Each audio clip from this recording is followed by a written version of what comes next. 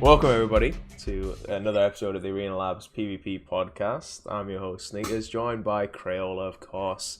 How are you doing, buddy?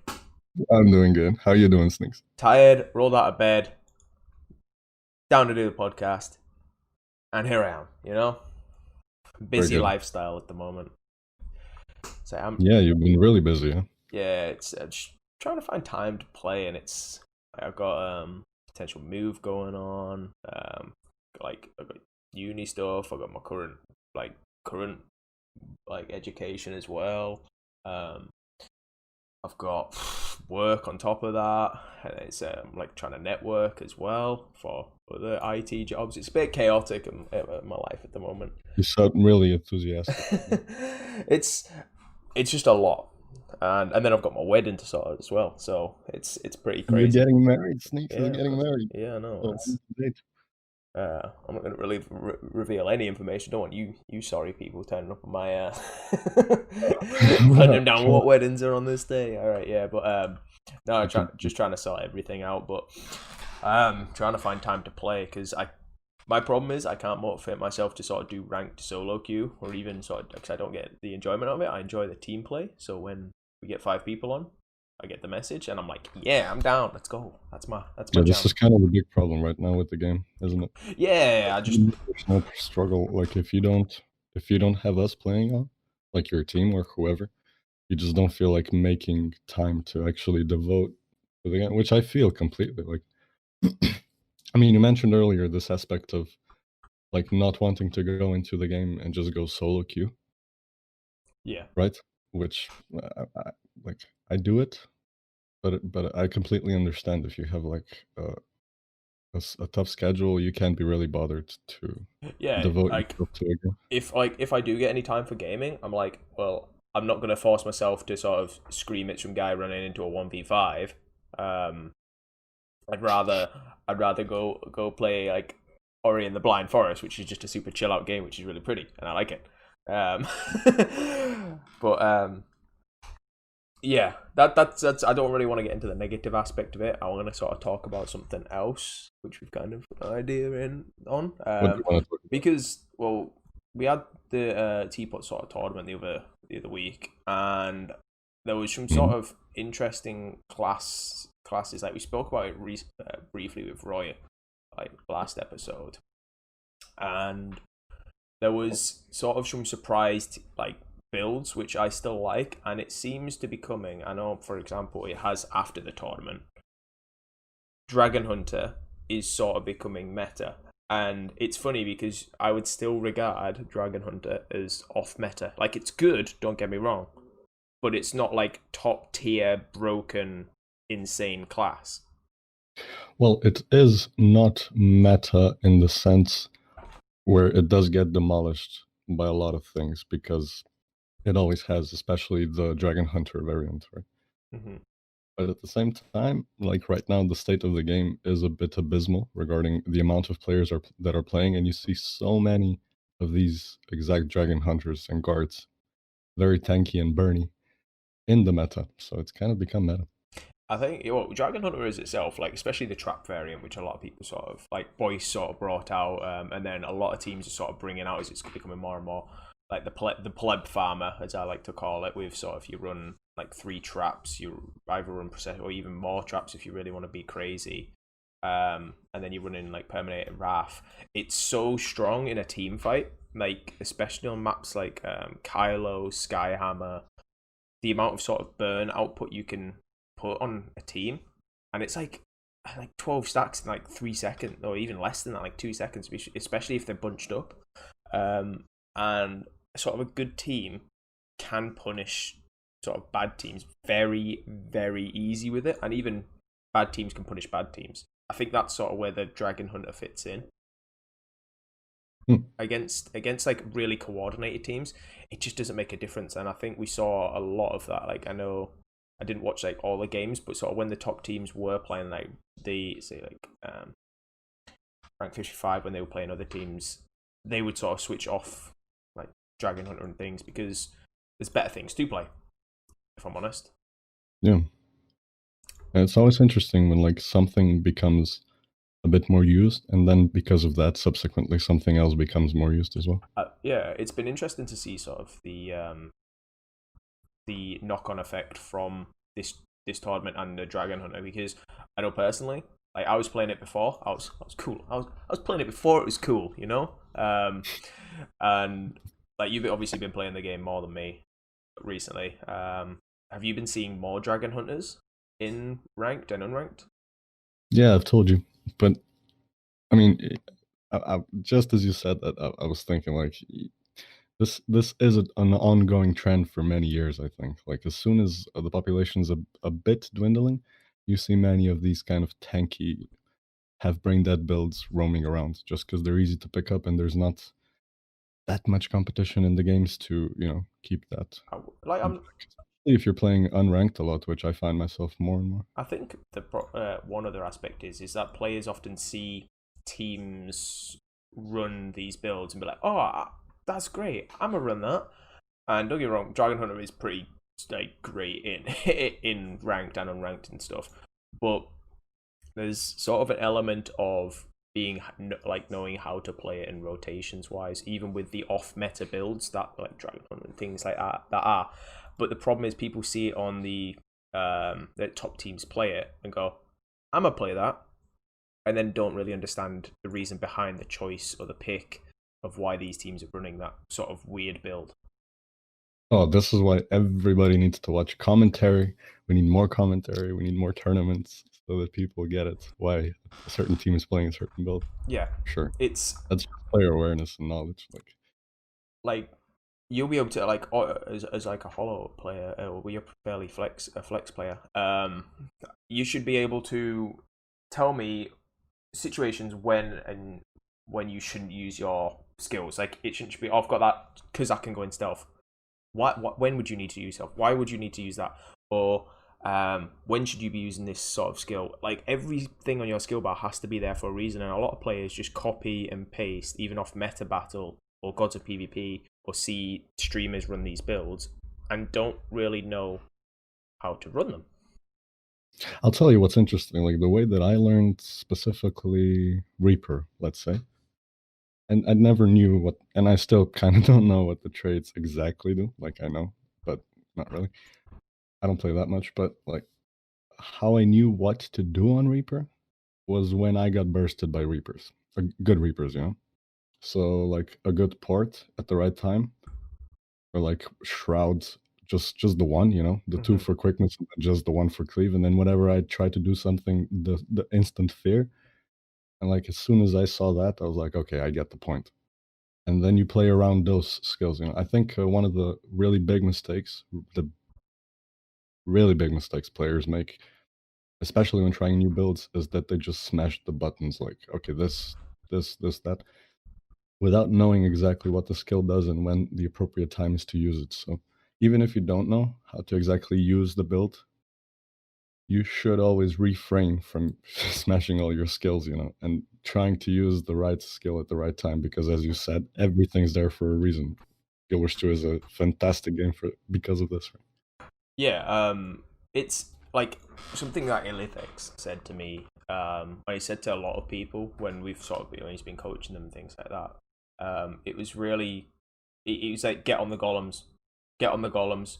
Like no, not good enough. Get on the golems and actually practicing sort of your combos, your things, and getting you. And it sounds really stupid, but you'll even see on streams when you've got Boyce when he's up in the Champions Rest, and he'll be like, or like even sort of Blam or anyone like who you're watching, and they'll be on the golems, like just practicing the bursts in between Yeah, you're games. just getting used to your skills and the ranges and everything. And I don't think a lot of teams they'll go, "Oh, go practice in quick play." And you're like, "Oh, buddy." Tell you what, I think that's akin to shadow boxing in like mixed martial arts or those kind of sports, because you have you know y- the situations are a bit touch and go. Like if you feel the target with your left hand, you can hit it with your right hand instantly. That Yeah, kind of thing. yeah. Like I So, used to like do a lot of shadow sparring when I was a fighter. Um, like just sat in front of a mirror, just uh, throwing techniques out because it sort of allows you to get you in your head like that muscle memory of combos and things like that. Like, even when I was sort of learning Thief, I would be practicing all sorts of silly combos, even if it was just sort of the shadow shot stow, because that's really really handy, especially against top tier teams. Like if you know how to like do the shadow shot and stow your weapon, especially when stealth, people will panic, right? And you Yeah. know this, where you'll be in stealth, they'll be like, "Where's the thief? Where's the thief?" You'll throw out the shadow shot, they will instantly dodge, and in reality, you haven't even dropped your backstab, and then you just go bang, hits.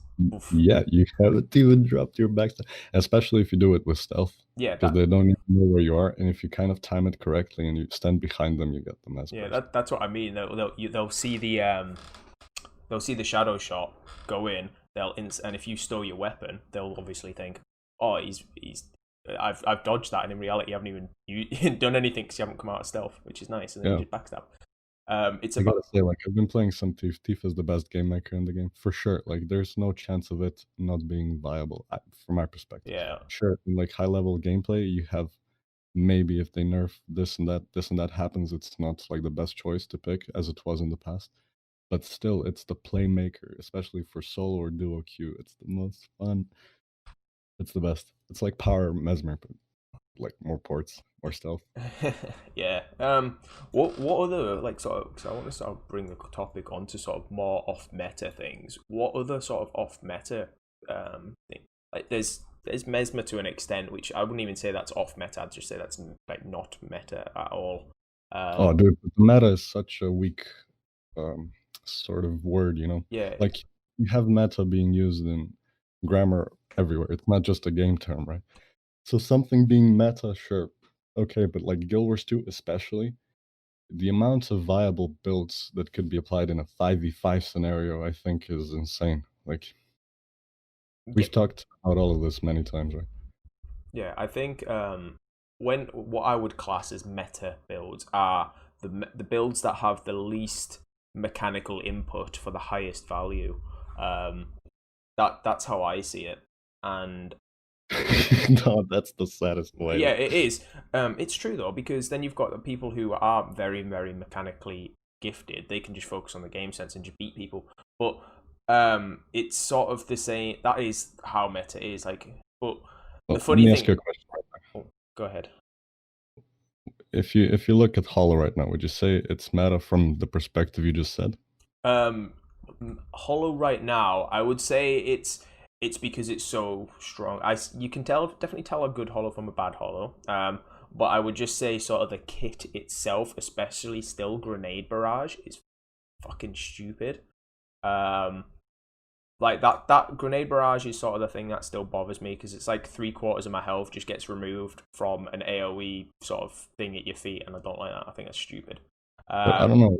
Like, I've played Thief, and only good Angies, and I mean good Angies, can hit, or like a random some sort of grenade. But it's really hard to get hit with that if the Angie's not good, especially because heat management is a thing of skill. I think I, like you need to be a good hollow to manage your heat. And so far, like the bad hollows, which is 70% of what I encounter in game right now, they don't do sufficient damage in a team fight, let alone be able to take somebody out with a grenade barrage. but the way I sort of see things is that a build like this being capable on a build. This is what we talked about before, like sort of training the builds and actually learning what to do. I think a lot of players, like we said, just fucking throw on the build and go, oh, run in and mash my Yeah. keyboard. And I think that is like 70% of the player base.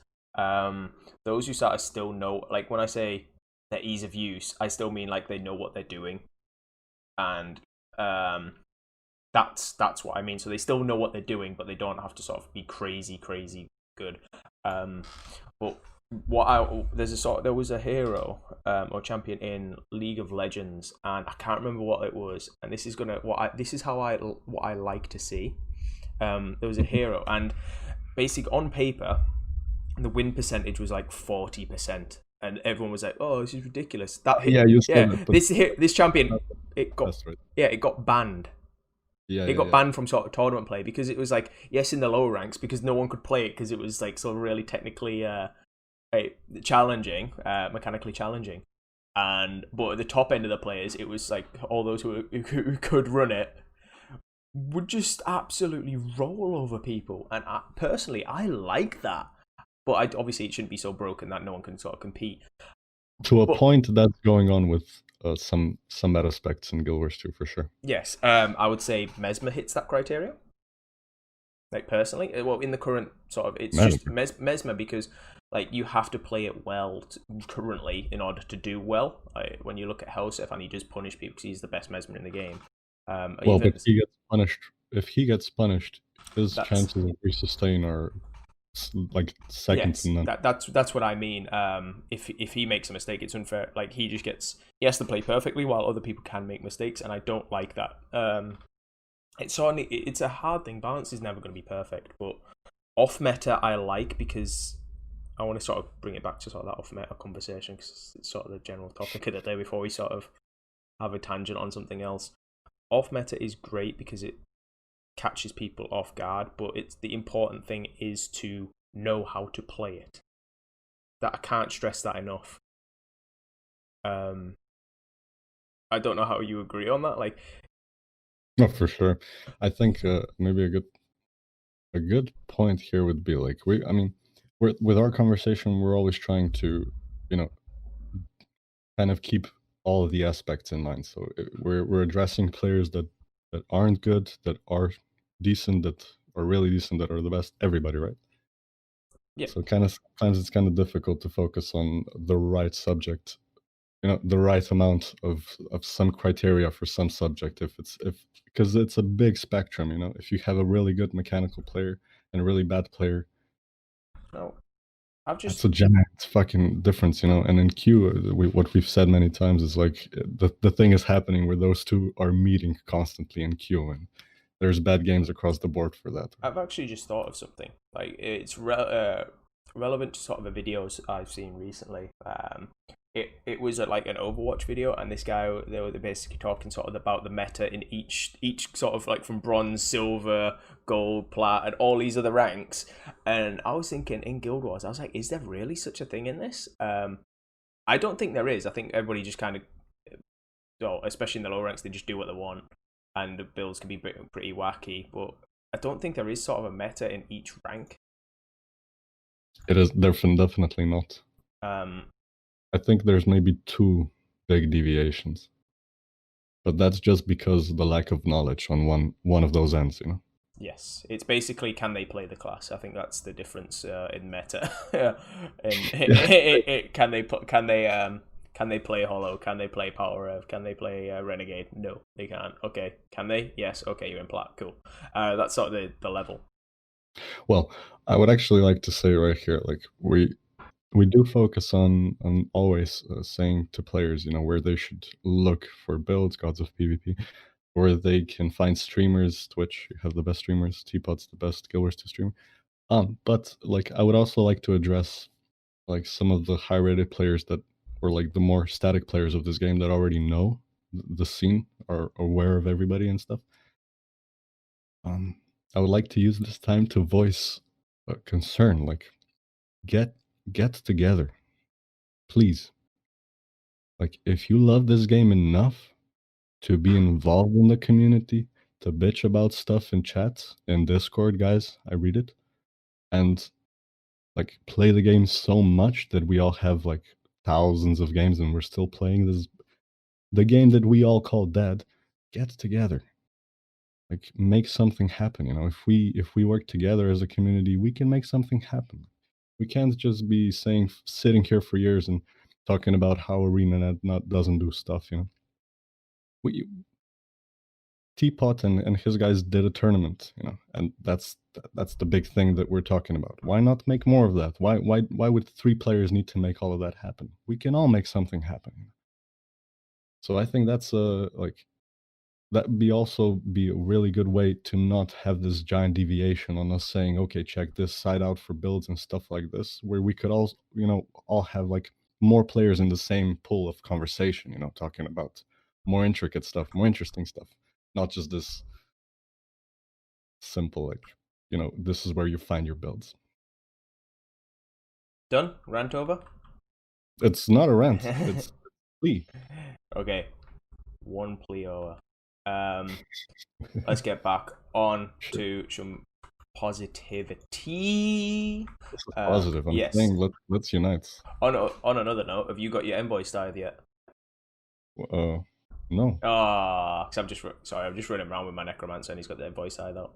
I got my invoice. I think it was one though. Yeah, you're welcome. But Thank you. That's the only one I need.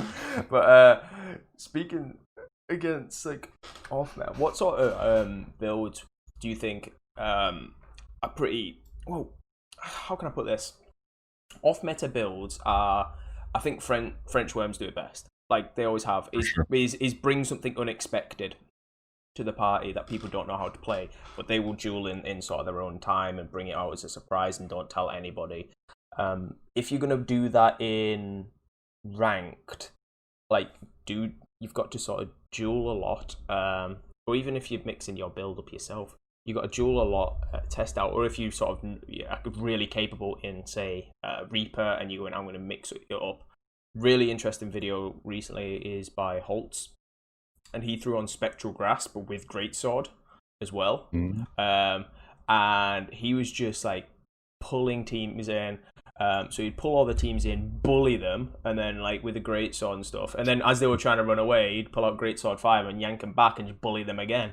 And it was really funny to just be like, nah, I'm just going to bully people. I think that is a sort of a core aspect. And then is really cool. He's just sort of adapting the builds, sort of going, okay, I'm going to put a twist on this build so that they'll be like, okay, I'm playing a Reaper. Okay, no, he's running Greatsword. Oh, damn, he's not running the normal thing. Let me try and work around this. Okay, so he's used.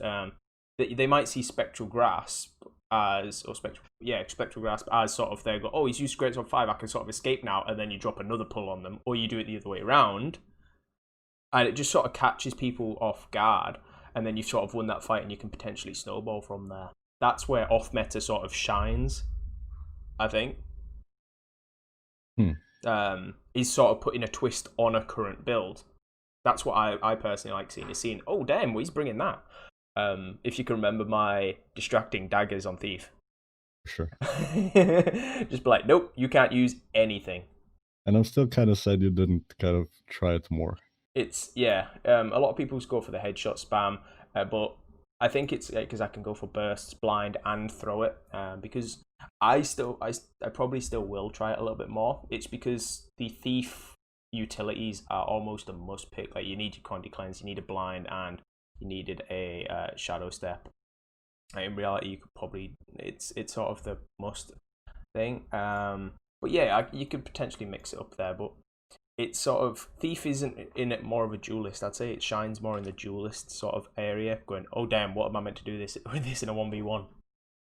What? You think Thief No. shines in? No. I'm saying sort of like the off meta personally kind of shines in sort of either a team fight or duelist role. If that makes sense, because for support you want the best support possible to give you out the most heals or like etc. possible. There's not really much deviation. Like you can try heal druid, but it's not only going to be even sort of viable. Not even that's the difference between viable and off meta. It's got to still be viable. While a team fighter, say like Dragon Hunter, I would still say personally, Reaper is better because you've got the second health bar, you've got AoEs, you've got Lich, you've got sort of a lot of output of raw damage, but throwing a DH in there and be like, oh Christ, he's going in this, he's putting burns down everywhere, there's so much AoE, catches people off guard. That's the difference with, and like in a duelist, if like I pull out something, wait, imagine like currently you pulling out pistol core NG, you're like, what am I going to do with this? Some people would be a little bit confused by that, and that's the difference between sort of core, off meta and viable. Sure. Well, that's sort of the difference between these sorts of things, and I'd like to see more. I like variations of builds, and I don't know if anybody out there sort of likes experimenting, or do they just slap on the meta build or create their own. But there are some really interesting sort of combos out there. I've seen quite a few necromancers with Well of Corruption as well. So that's sort of a really good sort of counter to the Kala Renegade coming up. Or even sort of you could throw out a poisonous gas, and it's sort of making these counter builds going, oh damn, they've got a renegade. I know that guy. He's running Kala. You could throw in corrosive poison cloud. I'd have to test this out further, but I'm just sort of brainstorming as the podcast goes. But it's like, if you went, imagine going a Condi, like a core necro, you bring corrosive poison cloud, you throw Kala Renegade goes on, you throw that on top of them, it weakens, poisons, blocks missiles. I'm pretty sure that's like completely negates Kala Renegade. I think you're a fantastic build crafter, and I think that you should do it more. Like this game needs it more because those little twists are really what makes it. Like as soon as you mentioned that, I thought about my favorite games ever in this game, PCG and Rank 55. Mm-hmm. You know, like when Draza went Greatsword, just a little twist that throughout the dueling, because back then you had this Condi warrior with a short bow and mace shield. Mm-hmm. And like Draza, TCG just switched his warrior like to Greatsword instead of longbow. So it's just more point pressure. Yeah. And that little twist won him the 1v1 against Misha. You know, like in the mid game, you could see the game. Like, okay, Misha's starting to like stay away from Draza here. Wonder why? Maybe the arc slice and the 100 blades had something to do with it. And those kind of little things are really what make the game, especially like in a team fight where I think the next game where they went necro, it's really difficult to outcleave Angi-Res back in the day in Heart of Thorns, but they crafted something beautiful where Frey on Rev was able to cleave enough and with the distort from Mesmer, Mm-hmm. enough damage and the corruption wells that they completely caught rank 55 off guard with, and won 2 games like that. I think there's, even with sort of when we talk about like the off meta side of things, I think having like as off meta, even just tweaking your build a little bit works, and it makes sort of, it's like a little signature, and if you can get good on it, it does catch people off. And it's not about changing sort of the high tier most optimal meta builds and just running those. It's sort of just throwing a little twist on it. Like I said, you go in, oh, I'm facing this, let's just bring X skill to sort of counter them. Even playing that counter play to catch people off works. And I really like Corrosive Poison Cloud, even just reading about it now. I 100%, because it can completely sort of ruin Renegade, even Renegade, because they're using projectiles, aren't they? You throw that on them, they can't do anything. You've got Kala Renegade, boom. It's like it's weakening and weaken poison and blocks the missiles. Like, yes, it's got sort of 30-second cooldown, but 8 seconds it lasts. That's pretty good. How do you think it'd be in a team fight? I actually think it'd be really good. I think if you're playing any sort of renegades, just bring as much projectile hit as you can, and it sort of negates their whole purpose. It's off meta is almost, I would say, off meta is more of talking about it now. It's sort of going towards off meta is the counter to everything. Like even Dragon Hunter, because you throw down your traps, it kills all the spirits. That's sort of the way to go, I think. Yeah, for sure. But that's then that build becomes meta because everybody's running it. See, I don't know. There's certainly like a word for it that makes it like the meta is so volatile. That's how I would put it. I think people get caught in their own, stuck in their own like sort of ways when it comes to the meta. No one except everyone pretty much except for Worms, and even sort of the top players to sort of rank 55 to, like, say Boyce, for example, who runs some weird shit on his stream. Even those, to an extent, those are the guys who create the meta. No one's really out there. Like, there are sort of big crafters such as like Valen and things like that as well, which are really, really good, and I like to see them. But people need to sort of give them more of a chance. sort of like play them further, if that makes sense. I know it sounds I'm waffling a bit. No, that makes sense, but there's a problem here. Like, it's kind of difficult to sometimes get a hang of new builds. Yeah, I think people need to go because a lot of Like, players imagine, they don't think of counters to builds. They just go, "That's broken." well, imagine you want to go. You're not that experienced of a player, and you want to try something new. Let's say a side noder build, right? Mm-hmm. And okay, you go unranked. You go to the side node. There's nobody there. Just some, I don't know, thief coming or something. Okay, so fuck that game. Next game, you try to go side node. Your team's not doing it. So what I'm trying to say is like you get one in every 10 games that you can actually have a decent 1v1 on a side node and test that build out. And even in that one, maybe the guy is a bit more experienced than you on your new build and just demolishes you, right? Mm-hmm. Kind of, It's if you're coming up against something like that, I would definitely encourage sort of dueling with a friend. It doesn't matter how good they are, just dueling them for sure. on the sides. At least then you're going to understand your role. You can practice kiting spots, things like that. That's sort of the like a fundamental sort of learning mindset and not being defeated, because quick play and ranked is just well, you shouldn't even be practicing in ranked. If anybody is practicing in ranked, fuck you. Fuck Yeah, dude, it winds me it. up. I was talking about like I was playing Overwatch the other day, and it was like someone was like, "Oh yeah, I'm gonna play this character. I haven't practiced them at all." I'm like, "You fucking pulling this shit in ranked? Come on, dude. Like, at least go into quick play or something. Like, learn your character, learn sort of your skill bar. Don't be practicing that shit in ranked."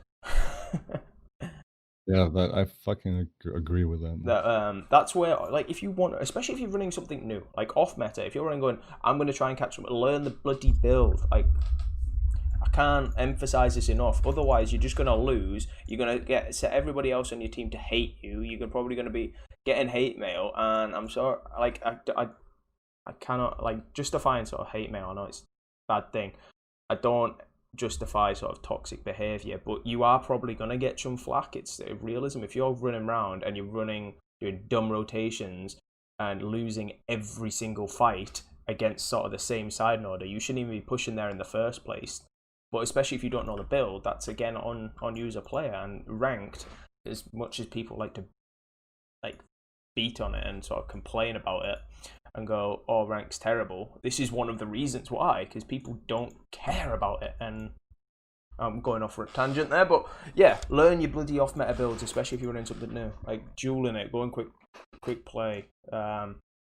Dude, I have a question for you. Go. Like, lately, yeah, you said like you've been playing other games and stuff. And I think I asked you this in a recent episode of ours, but let me ask you again. If so, like, what is the one thing that, or a big thing that you would like to see right now, kind of implemented, changed, whatever, to for you to have like more ones to play in the game? Honestly, it's more about like PvP character progression. Like, I feel ranked is, yeah, yes, it's character progression to an extent, but it's so dependent on like, well, you've got 9 other players in the game, and I don't like I don't like that, especially how it could be a bit chaotic. I think for me, it's sort of the game does a bad way of teaching players how to play or encouraging players sort of how to rotate and not make mistakes compared to sort of other PvP games where everyone from sort of the lowest level to the highest level understands the fundamental core aspect of the game. And in Guild Wars 2 it's not like that. I love team play. I love playing with five players all on comms because it's enjoyable, and I can sort of go, okay, they lost the fight, they know what they're doing, they're probably not going to rotate into that fight again, or no one's running into a 1v5. But when you're sort of in ranked and you do care about that little digital number on your screen, seeing someone run into a 1v5 while you're in a 1v3 or something like that holding as a side order, like, or you, obviously that can't work, but losing like an outnumbered fight, and you're like, come on, man, like, what more can I do? It is very frustrating. That's sort of my aspect on it, and I'm just not the solo play. I think improvements to solo play needs to happen, and personally, I would like to see a team ranked. That's my big thing. I would love to see a team ranked. You know, when you make your guild, you have your guild, you have your team. Imagine sort of teaming up in ranked as that team and being like, yo, this rank has sort of, even if it's just like gold, they're like 1500 rating. Cool. Okay, so we're not gonna go an episode without mentioning Guild Wars 1. Was that a thing in Guild Wars 1? Yes. Yes, guilds had rating, and that rating determined your rank in the whole world. So, so EU, sorry, or EU or NA, and so you'd have like rank 1 guilds, and like, yes, I don't think the guild should be, because it can have like 500 people, but they could still have a large guild in that and a guild team. But it would be the team. I think an emphasis on the team thing should be. That's where I would like to see Guild Wars have more of a focus, and that would sort of bring me back. They were like, okay, we are going to promote team play. Everything needs to lean towards it. So then it would also encourage the solo play. Also, if you solo queue in, going, everybody understands the core fundamentals of the game. That's what I mean by that. Like even in Overwatch, like they introduced like a 2-2-2, so you always have 2 supports, always have 2 tanks, always have 2 offense heroes, and I love that. I love that structure, because it used to be fucking chaos where you'd get 3 people all wanting to play a character like Genji, who is a really high mechanically skilled class, who's a ninja, and people can't fucking play him. I tell you, I don't know how like the intricacies of Guild Wars 2, but I think a lot would help, like so that you do need something to play a class, you know. I think, Like you need some amount of games or something to be able to play a class, this sort of class in ranked. You know what I mean? Like so that not just anybody is able to go first game, whatever other class. yeah, something I really enjoyed on. I know I'm going to talk about other games here, but like sort of like mechanics and gameplay features in those games that I think would pan over really well into sort of Guild Wars, especially the PvP aspect, is sort of Overwatch when they introduce this 2-2-2 queue. So you've got 2 spots, like I said, 2 whatever. Whenever you queue, like I can at the moment, I pretty much only play support in Overwatch, and I queue as a support player. My rank, you have a rank for your support thing. So I'm terrible at the game, so I'm like currently silver in support. But then at the same time, you could have like a gold offense player or a platinum tank in the same, and it'd be the same player. I would fucking love that shit in this. You queue and you go, I'm queuing as a team fighter. I think solo queue, it needs some sort of structure. Like, yes, that sort of kind of in a team environment like ATs, yeah, play whatever you want. But as sort of a solo, to enhance the solo queue experience, I think if you're queuing as something, yes, you can play whatever you want in that role, but if you're queuing as something, it needs to sort of be encouraged, I think, to sort of learn the roles. And I think that's a big key aspect of Guild Wars 2 that is missing, is sort of in Guild Wars 1, and I'm referring back to it, or any MMO, you've got the holy trinity of tank, like DPS and backline and support. There isn't like, yes, we've got support classes which they never intended to have in Guild Wars 2, but there is. We've got no. It's just a clusterfuck of classes, and I think that is kind of by design, so everyone can do everything. But I think it takes away the team aspect, the team element, if that makes sense. Yeah. Because if you promote the team element, people will watch these top tier teams and they'll be like, oh damn, I want to be a support player, I want to be a tank player, like that. So, and you can, it helps the sort of core fundamentals or the foundation of the game be better. I mean, we have talked about this with the admins in our in-house server, right? Yes. And like we've come to like kind of 4 main structures, like for the game mode, which would be some sort of a, you know, like a team fighter, a roamer, a side noter, Support. Yeah. And then we usually have like some sort of brawler, as such. But yeah, it like having those 4 roles. I think that's where, because how often have you gone into a game queuing as a thief and you get another thief in your team? Quite often, Yeah, yeah, fucking quite loads, yeah, quite often. And you're like, cheers. Now I'm on a massive disadvantage. Thanks, matchmaking. Like having that core structure where you're either going to get, I reckon it's got to be either two team fighters, and even if you're promoting that team fight gameplay, there needs some direction. That's the reality of it, because at the moment it's just a clusterfuck. And for new players coming in, especially when the Steam release comes in, it's going to be even fucking more chaos. But it's, if the game has it built into the foundations of the game where this is how you play PvP, then it will thrive. Because at the moment it's just like, hey, it's go do what you want. It's cool. Have some pips. Go get some ascended shards for you. And like, cheers. we can't avoid it. We can't. Like, even though there's so much to talk about, specifically Guild Wars 2, we just can't avoid talking about the state of the game. Yes, but let's get back onto the off topic or off meta. If you are, I can't emphasize it, but off meta builds, changing your builds up, practice, guys.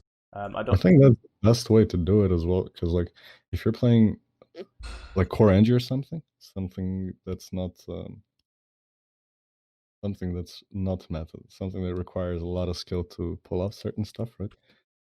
Like after you make the transition to a really meta build like Hollow, for instance, it's you're better because you learned maybe to save that one block you have.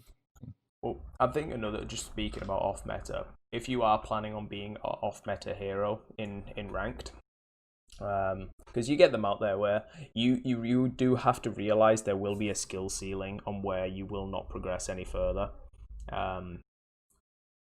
Whatever, like, yes, there are mechanically, you could be an absolute god mechanically, and there is a point where meta builds will beat you. That's sort of where it will take over. But there are the unexpected does still work. But yeah, that's how I can put it. It's going to be tough if you're not playing off meta. The key is to learn the build in and out, like, even because you're going to get shit on regardless. Like, by the first couple of like hours of gameplay in PvP, even dueling, you're going to get shit on. First couple dozen hours. Yeah, like if I pulled out my sort of distracting daggers and I came up and we dueled Crayola as thief versus thief, like, I would reckon you would beat me 10 out of 10 times, like, for hours until sort of I got the hang of going, like, I'm gonna like interrupt all your sort of big skills, Heartseeker, distract it, all that sort of things. And it's about learning that, being so confident that if you're running Spectral Grasp, like we said, Holtz was running, he's played Reaper forever, so he is very well versed and he can make those changes like a snap of his fingers. But if you're picking up a new class or changing the build entirely, definitely sort of duel with it, practice it, and expect to get slapped for a good few hours. I mean, that's how the best players got to be really good. They just dueled for hours and hours and hours and hours. When we spoke to Zartak, right, and they were talking about sort of the weird sort of renegade build and the sort of the wild shit that they pull out. They duel in private. They invite people over to duel, and they constant, and they get their ass kicked. They'll get their ass kicked for ages and ages and ages, like so many times, before they become comfortable on this new build. Even say like when Hosef, when he was testing out, bringing out his new Chrono build, and things like that, and he was dueling. I remember watching it. He was dueling Cole on stream, and then he was inviting players into sort of his arena and just fighting them, and sort of having that exposure to sort of a new build. Like, I was watching Cole beat Helsef quite a few times, but as soon as Helsef sort of started learning the build, his new build, and getting into that muscle memory, he was demolishing him, and it's getting into sort of that habit of it's almost like beating your head against a brick wall, especially if you've been making something new, which off meta quite often is. Can't emphasize it enough. Yeah. But I feel like that's sort of a good segue to finish. I think you're right. But so shout out sort of to these sort of theory crafters and things. I'll give Valen a shout out there because he's constantly putting out builds. He's got a sort of a library out there. Yeah. There are some on meta battle, of course. But Valen is constantly pushing them out, which is nice. Big shout out to him. He's one of the sort of OG theory crafters. But as well, like, Big shot. go ahead. Sorry, I was gonna say a lot of the streamers sort of have custom builds. I know Boyce as well has a lot of sort of his builds in chat, which the Dragon Hunter one is there. He runs some version of the Sikkim Soul East things. Streamers sort of often quite have like a twist on the builds as well, so it's nice. Yeah. But yeah, go ahead, dude. You go No. something. Yeah. But I think streamers often have their own twist on the builds. But that's something important. Is it make it your own. Obviously, if you don't enjoy it, don't play it. But having that little bit of niche to it might be a bit of fun as well. But yeah. Obviously, in houses Sunday. Tell them about it, Corella. Tell them about it. Join the in-houses if you want good games, not crappy games. Join the in-houses. For sure, there's going to be crappy games, but when the meme builds come out. Yeah. We're just trying to get the community engaged. Voice comms are necessary. We also have commentating since we lost our main commentator. We're looking for new ones, so whoever's up for the job is welcome to come and talk. Although I do think we have Roy joining us this weekend, which is yesterday if anybody's listening on Monday, I guess. Yeah, which would be pretty cool. Yeah. But sure. But yeah, if anybody wants to get involved, obviously we've got that. I'd always recommend those who are listening, make sure you are part of the Welcome to PvP Discord. An abundance of information there. Like, it is just fantastic. Like, a good central place for everybody to learn. Yes, it's where also the coaches are, and you can ask anything. Sure. Yep. But thank you everybody for sort of listening. Stay competitive, and we will see you all in the arena. Cheers.